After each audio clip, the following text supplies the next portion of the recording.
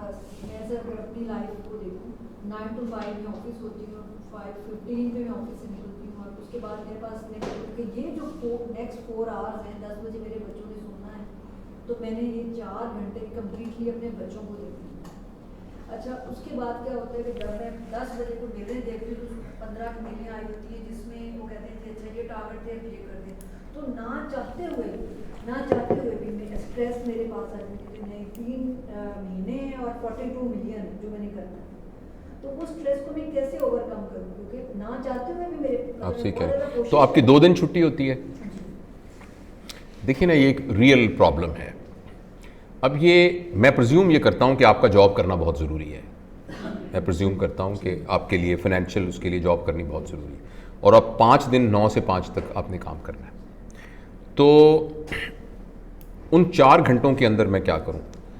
देखिए, आप इसको एक तो जॉब के प्रोस्पेक्टस से देख रही हैं ना, एक पूरी ज़िंदगी के प्रोस्पेक्टस में भी देखिए कि आपकी ज़िंदगी तो एक ही दफ़ा आपको मिली है ना। तो आपने ये खुद चूज किया हुआ है कि मेरी प्रायोरिटी ये है कि मैंने 9 से 5 बजे तक ये काम करना है। तो ये आपकी अपनी चॉइस है, ये आपकी अपनी चॉइस है। तो अपनी चॉइस को ऑल्टर आप ही कर सकते हैं, और कौन कर सकता है ऑल्टर। लेकिन अगर चॉइस में कोई और चॉइस मौजूद नहीं है, मजबूरी है, तो अपनी सेहत पर तवज्जो दीजिए, अपनी डाइट पर तवज्जो दीजिए, अपनी इमोशंस पर तवज्जो दीजिए, अपनी स्पिरिचुअलिटी पर दीजिए, तो आपकी कोपिंग एबिलिटी बढ़ जाएगी। क्योंकि टाइम तो आप 24 से 28 घंटे नहीं कर सकते, आपकी कोपिंग एबिलिटी बढ़ जाएगी। दूसरा, टाइम मैनेजमेंट की बहुत सारी वर्कशॉप्स हैं। बहुत सा काम ऐसा होगा जो आप ओवरलैप करके 9 to 5 भी कर सकती होंगी। मे बी आप 2-3 बच्चों की असाइनमेंट भी अपनी उस टाइम पर देख सकती होंगी। मे बी आप ये भी कर सकती होंगी कि आप, हमारी एक बहन इंग्लैंड में है, वो ऐसा करती हैं कि आप अपनी गाड़ी या जिस भी सवारी में आप आती हैं तो सब्ज़ी वगैरह आप सुबह काट के साथ ले आएँ और यहाँ कहीं किचन के अंदर आप साथ ही उसको कुक कर लें। मैं मिसाल के तौर पे कह रहा हूँ कि आप खुद स्ट्रेटजी, और जब आप घर जाएं तो आपका सालन वगैरह पका हुआ हो, वो आपका किचन का 1 घंटा बच जाएगा। तो इस तरीके से आप ओवरलैप कर सकती हैं। ब्रॉडर सेंस में तो अपनी ज़िंदगी की प्रायोरिटी लिस्ट बनाइए। अगर उस प्रायोरिटी में बच्चों का आना है तो फिर इस जॉब की कोई कुर्बानी कीजिए, थोड़ी सी इसको देखिए कि इसको कहीं छोटा कीजिए, इसको और कीजिए। अगर फ़र्ज़ करें, जब वलायत में इस सिलसिले में बड़ी आसानी होती है। किसी भी महकमे में आप कह सकते हैं कि मैं 4 दिन काम करूँगा, मैं नहीं करूँगा। डॉक्टर मैं 2 दिन काम, लेकिन हमारे यहाँ चूँकि ये मजबूरी है तो इसमें एडजस्ट करने के लिए अपनी प्रायोरिटी को देखिए। अगर इस प्रायोरिटी में इस जॉब को छोड़ना नहीं हो सकता किसी सूरत के अंदर, तो फिर आप अपनी कोपिंग एबिलिटी को बढ़ाइए, कोपिंग एबिलिटी को बढ़ाइए, अपनी जो स्ट्रेंथ को बढ़ाइए। ठीक है ना? स्ट्रेंथ को बढ़ाने के लिए ये 4 एरियाज हैं, इस पे आप काम करेंगे तो आपको फ्रस्ट्रेशन कम होगी। दूसरा, स्ट्रेटजी बनाइए कि टाइम की मैक्सिमम यूटिलाइजेशन हो जाए। वो चीज़ें जो आपके टाइम को खा रही हैं, मसलन अपने स्क्रीन टाइम को बिल्कुल ख़त्म कर दें। व्हाट्सएप का ग्रुप बंद कर दें, व्हाट्सएप ग्रुप बंद कर दें।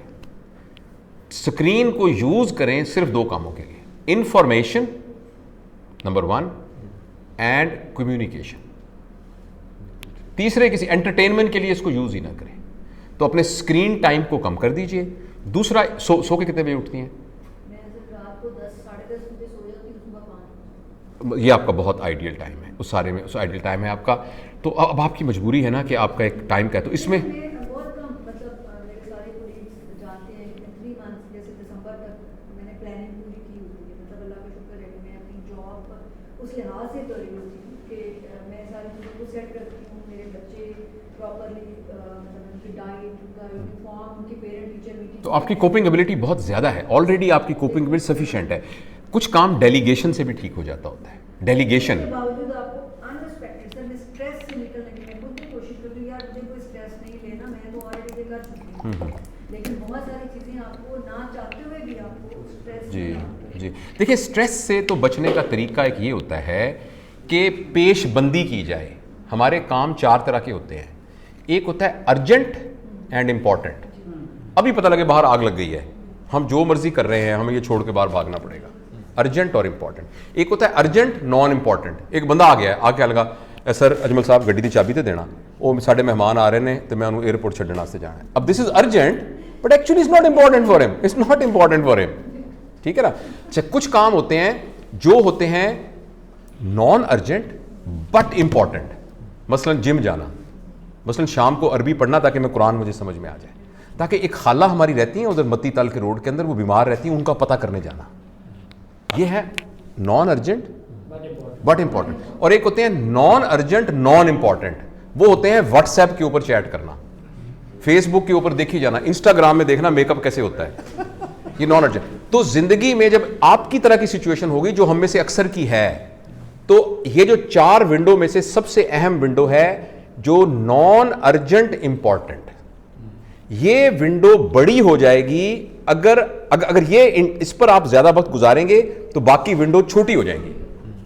देखे ना, तारें लटक रही थी यहां बहुत ज्यादा, तो अभी तो अर्जेंट तो नहीं है ना, आपने कहा नहीं यार इसको 2 दिन के अंदर अंदर सारी वायरिंग ठीक कर लो, तो इमरजेंसी आग नहीं लगेगी।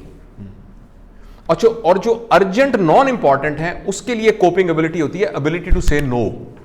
यार तो मैं गाड़ी दे तो देता, मगर मेरे मेहमान आए हुए हैं, इनको छोड़ने जाना है वापस हो। वैसे मैं नॉर्मली दे देता होता हूं, लेकिन मैं आज तुम्हें नहीं दे सकता, यानी ability to say no for a right cause. तो टाइम के अंदर भी ये 4 विंडोज हैं, इन चारों विंडोज में से जो प्लानिंग वाले काम हैं उनको टाइमली कर लिया जाए। बाकी असल बात वही है कि प्रायोरिटी अपनी बना लीजिए, ठीक है ना।